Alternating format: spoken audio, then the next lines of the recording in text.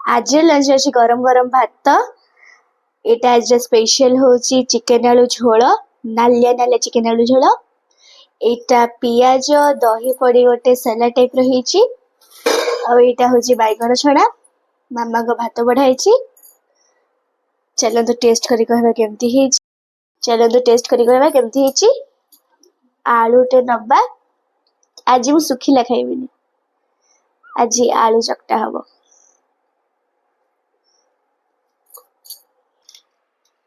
खाइबा स्टार्ट हैला निश्चय तकर एते सुंदर देखा होची आज मन एते गोळे खाइ इच्छा हला पूरा होटल ओ मो बैठे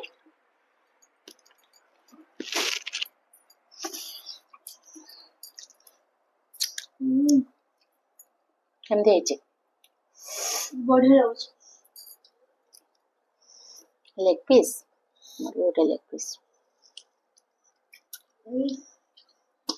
जमगला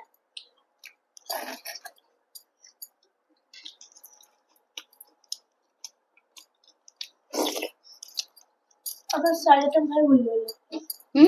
सारे आइटम भाई भूल गए भात टा बेज पूरा झुनझुनिया भात होइछि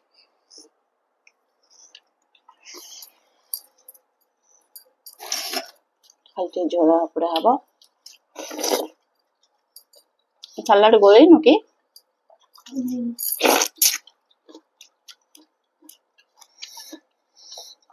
बैगन टा बोल बहुत क्रिस्पी हेतिला किंतु ठंडा हो गला कसे बैगन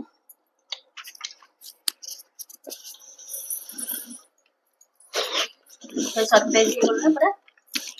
पूरा तरह से जान मतलब मस्त रांधु छी मस्त लगो हां जी हां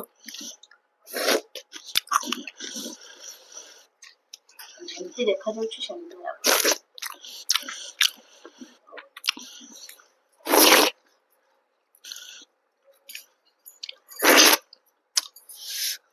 खाली आता जोड़ा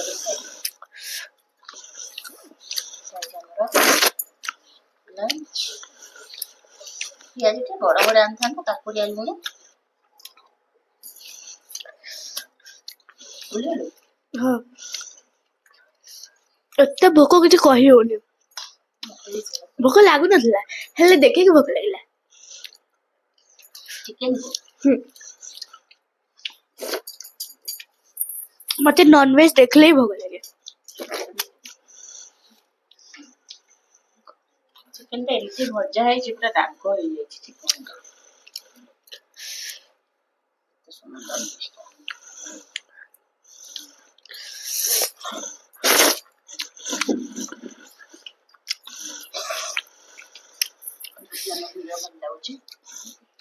सीरियसली हम बहुत टेस्टी